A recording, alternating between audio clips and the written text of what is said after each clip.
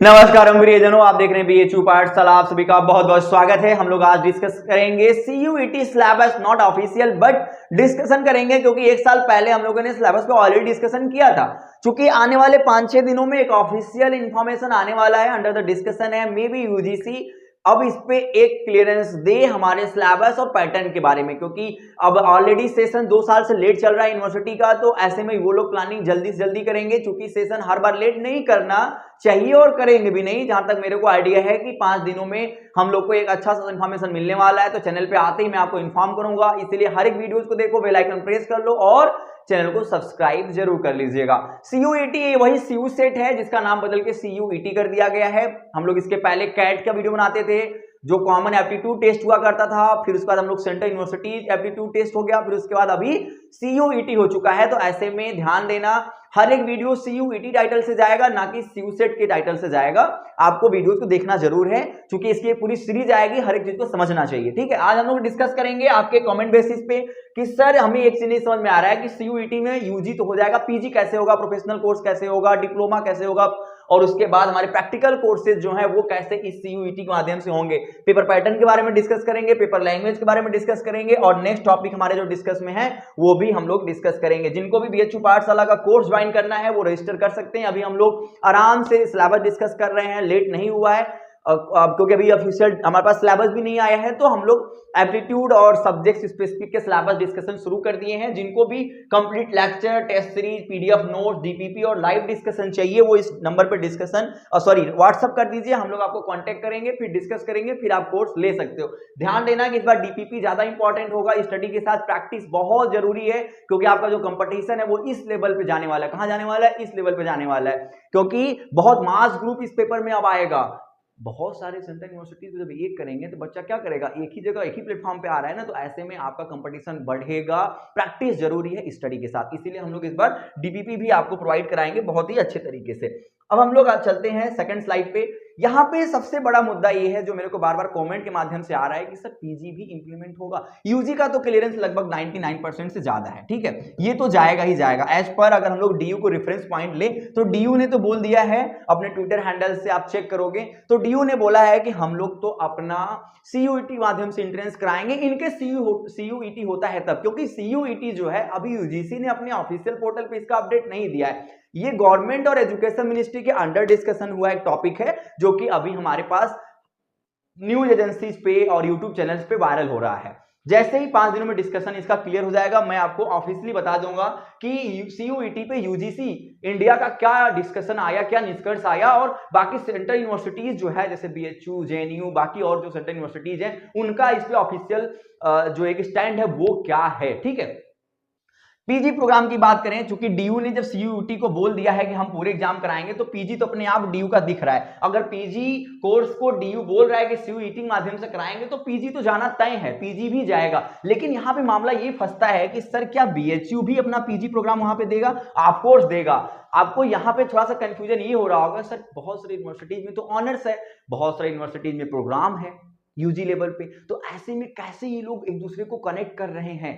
कर लेंगे, उसका भी मैं आपको एक बहुत अच्छा सा क्लू देता हूं। प्रोफेशनल कोर्सेज की बात करें, क्योंकि बीएचयू में बहुत सारे प्रोफेशनल कोर्सेज हैं। एक तो 9 कोर्सेज का कॉमन पेपर बीएचयू में होता है, फिर आईआरडीएम है, सोशल वर्क है, बहुत सारे ऐसे कोर्सेज हैं जो कि मास कॉम हो गया, प्रोफेशनल कोर्सेज में काउंट होता है। प्रोफेशनल कोर्स का इसलिए डिलेमा बच्चों के दिमाग में है क्योंकि इसकी सीटें कम होती हैं और ये हर यूनिवर्सिटी में होता भी नहीं है। अब हर यूनिवर्सिटी में नहीं होता है, तो ऐसे में प्रोफेशनल कोर्स जो है वो सीयूईटी में जाएगा या नहीं जाएगा, तो ये भी जाने के पूरे चांसेस हैं, क्योंकि अगर हम बहुत यूनिवर्सिटीज को मिलाएंगे तो 10-15 यूनिवर्सिटी में प्रोफेशनल कोर्स मिल ही जाएगा।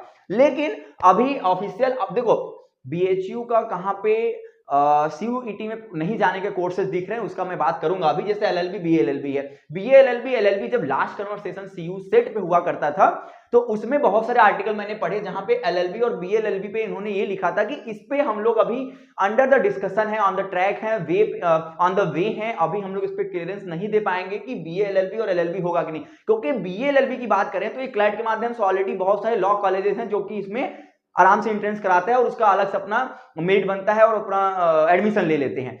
अगर वो भी ऐसे बीए एलएलबी को भी मास लेवल पे पूरे यूनिवर्सिटी को जोड़ के एडमिशन लेने लगेंगे तब तो एक क्लैट वाली बात हो गई। फिर क्लैट को ही क्यों नहीं दे देते? चूंकि जो क्लैट है उसमें वो कॉलेजेस लॉ स्पेशल कॉलेजेस हैं। बीए एलएलबी जो बीएचयू या इलाहाबाद या किसी दूसरे सेंट्रल यूनिवर्सिटीज के अंदर है वो स्पेशल लॉ कॉलेज में काउंट नहीं होता है, वो उसमें एज ए कोर्स रन कर रहा है, एज ए फैकल्टी रन कर रहा है। तो ऐसे में ऐसा नहीं है कि बीए एलएलबी को कभी क्लैट में ये लोग ऐड करेंगे, क्योंकि इसकी फंडिंग अलग है, इसकी फैकल्टी पूरी बनी पड़ी है, इनको ऐसा कोई समस्या नहीं है कि ये एंट्रेंस नहीं करा सकते हैं। हाँ एक बात है कि यहाँ पे सीटें बहुत कम होती हैं, चाहे किसी भी यूनिवर्सिटीज में जाओ तो बीए एलएलबी की सीटें कम होती हैं। अब सीटें कम है तो एक कंफ्यूजन हो सकता है कि सर जब सीटें कम है तो छोटे से अमाउंट का एग्जाम जो है वो सीयूईटी क्यों कराएगा?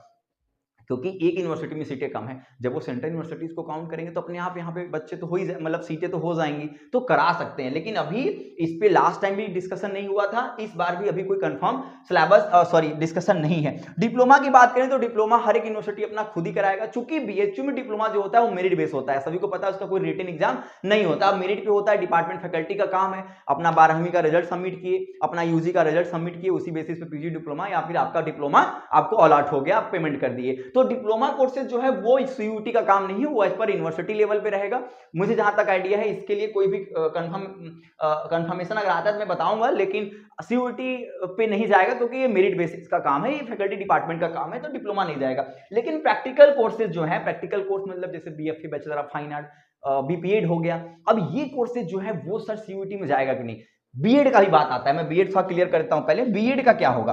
देखो बीएड जो है ये मे भी ना आ जाए, क्योंकि इसकी सीटें बहुत कम है और ये हर एक यूनिवर्सिटी में होता भी नहीं है, इसमें बहुत सारे वेरिएशन भी होते हैं, ह्यूमैनिटीज होता है, साइंस होता है, लैंग्वेज होता है, मैथ्स होता है। तो आपको ध्यान देना है कि बीएड अगर जाता है, ऑफिशियल कंफर्मेशन आता है तो मैं आपको बता दूंगा, सिलेबस में बहुत ज्यादा डिफरेंस नहीं आएगा, क्योंकि बीएड ऑलरेडी यूजी लेवल पे काउंट होता है। अब यूजी लेवल पे काउंट होता है तो मे बी ये भी सीयूईटी में चला जाए, क्योंकि कॉमन पेपर करा देंगे, फिर उसका सेकंड पेपर वो लोग आपके सब्जेक्ट स्पेसिफिक करा लेंगे, और इस तरीके से आपका बीएड का भी वो लोग पेपर करा ही सकते हैं। लेकिन प्रैक्टिकल कोर्सेज में देखो क्या होता है, जैसे इलाहाबाद में बीएफए का देखो, वो लोग बीए में ही ऐड कर देते हैं। कहां ऐड कर देते हैं? वो लोग बीए में ही ऐड कर देते हैं, ठीक है।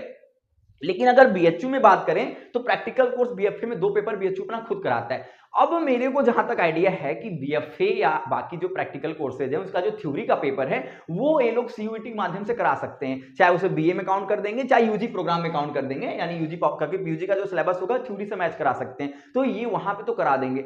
जो प्रैक्टिकल होगा वो यूनिवर्सिटी को दे देंगे, मेरिट दे देंगे, बोलेंगे अब अपना आप प्रैक्टिकल देख लो, अपना मेरिट। जैसे कि अब आप देखो प्रोफेशनल कोर्सेज में क्या होता है, जीडीपीआई होता है, ग्रुप डिस्कशन और पर्सनल इंटरव्यू। तो जीडीपीआई अब सीयूटी थोड़ी कराएगा, क्योंकि उतना बड़ा प्रोग्राम उनको करना हैंडल नहीं होगा। तो क्या करेंगे, वो प्रोफेशनल कोर्सेज का मे भी थ्योरी करा लें, जो भी आपका थ्योरी पेपर है, उसके बाद जो आपका जीडीपीआई है वो यूनिवर्सिटी को दे देंगे मेरिट पे। और जो जीडीपीआई अगर कोविड नहीं रहा तो ऑफलाइन बुला के करा लेंगे, अदरवाइज गूगल मीट जिंदाबाद है, वो गूगल मीट पे करा लेंगे, ठीक है। तो ये प्रैक्टिकल कोर्सेज भी जो है इसमें एक पेपर वो लोग करा सकते हैं। अब आता है पेपर पैटर्न। पेपर पैटर्न एक बहुत डिस्कशन वाली पॉइंट आ रहा है, जो कि बहुत ज्यादा इंपॉर्टेंट समझना है। पेपर पैटर्न को ऐसे मैं एक सेपरेट वीडियो ले आऊंगा, जो कि पूरा लगभग 20 मिनट का डिस्कशन हम लोग पेपर पैटर्न पे करेंगे। अभी मैं आपको बता दूं कि पेपर पैटर्न में जो पहला है वो आपका कॉमन होना चाहिए, ठीक है। ये कॉमन होगा, चाहे मतलब वो यूजी का हो चाहे वो पीजी का हो, ये क्या होगा, ये कॉमन होगा। लेकिन अगर हम लोग पेपर 2 की बात करें तो स्पेसिफिक होगा, सब्जेक्ट स्पेसिफिक होगा, ठीक है, सब्जेक्ट स्पेसिफिक होगा, ध्यान देना। अब ध्यान देना है आपको एक बात कि सर क्या यूजी और पीजी का अलग होगा? एग्जैक्टली यहाँ पे पेपर 1 जब यूजी का होगा तो कॉमन पेपर होगा, पीजी का कॉमन पेपर होगा। मैं आपको बताऊंगा कि ये लोग कितने कोर्सेज को एक साथ करा सकते हैं। लगभग 25-20 कोर्सेज ऐसे हैं जो कि यूजी और पीजी में अलग अलग ही करा सकते हैं। मामला बस पेपर 2 का है। पेपर 2 जो होगा वो स्पेसिफिक होगा। मैं आपको बता दूं कि ऐसा नहीं है पेपर सबका अलग अलग मिलेगा। आप जब स्क्रीन पे बैठोगे, क्योंकि ये पेपर लगभग पूरे चांसेस है कि ऑनलाइन होगा, ऑफलाइन नहीं होगा, ध्यान देना आपको। लेकिन जब एग्जाम में बैठोगे तो आपको पूरे सेट मिलेंगे, वहां पे पूरे सेट रहेंगे। अभी जैसा आगे इंफॉर्मेशन आएगा मैं बता दूंगा। आपको अपने सब्जेक्ट के अकॉर्डिंग चूज करना रहेगा सेक्शन। तो आपको एक बात ध्यान देना है कि यहाँ पे पेपर 1 पेपर 2 होगा, ठीक है। एक पेपर जो होगा वो कॉमन होगा सभी के लिए, सेकंड पेपर स्पेसिफिक होगा, ओके। अब यहाँ पे एक और मुद्दा है कि पेपर लैंग्वेज क्या होगा। चूंकि एनटीए करा रहा है, एनटीए का हमेशा से रिकॉर्ड रहा है कि वो इंग्लिश पे ही कन्वर्सेशन रखा है, अपना इंग्लिश पे ही पेपर बनाता है, ठीक है। लेकिन आपने देखा होगा कि एनटीए जब बीएचयू में आया तो बीएचयू के पेपर को उन्होंने क्या कर दिया, उन्होंने हिंदी में भी किया, ठीक है। वैसे आपको जब मैं बता दूं, जब ये ऑनलाइन पेपर कराते हैं तो इनका जो स्क्रीन होता है यहाँ पे ये लोग लैंग्वेज चेंज करने का ऑप्शन देते हैं। ये इन्होंने इवन मेंस में भी दिया था लैंग्वेज चेंज करने का। तो किसी भी कीमत पे इनको बोथ लैंग्वेज में कराना पड़ेगा। तो एनटीए कराएगा जरूर, CUET होगा जरूर, लेकिन लैंग्वेज में प्रॉब्लम नहीं आएगा। ये बोथ लैंग्वेज में पेपर इनको कराना ही पड़ेगा, क्योंकि BHU भी इंप्लीमेंट होने जा रहा है, BHU भी इसमें जुड़ने जा रहा है। तो ऐसे में, क्योंकि लास्ट टाइम लैंग्वेज को लेके बहुत यहाँ पे धरना प्रदर्शन भी हुआ था, आप लोगों ने देखा होगा, इवन ऑनलाइन पे भी हुआ था। तो एनटीए कराएगा जरूर, लेकिन पेपर बोथ लैंग्वेज में इनको करना ही पड़ेगा। ऐसा बिल्कुल नहीं है कि ये लोग बोथ लैंग्वेज में ना ही करेंगे, ठीक है। और एनटीए जो है वो टेस्टिंग एजेंसी है जो कि इस पेपर को हैंडल करा रहा है। नेक्स्ट टॉपिक जो है एग्जाम डेट, कब तक एग्जाम हो सकता है, एलिजिबिलिटी क्या है यूजी पीजी का, ठीक है। यूजी और पीजी का क्या एलिजिबिलिटी हो सकता है, उसका हम लोग प्रिपरेशन इसका देखेंगे, सिलेबस वगैरह। तब तक ऑफिशियल आ जाएगा हमारा, ऑफिशियल सिलेबस जब आएगा तो हम लोग इसको भी देख लेंगे। फिर मोर डिस्कशन इस पे जो भी CUET पे होता रहेगा हम लोग इसको डिस्कस करते रहेंगे दोस्तों।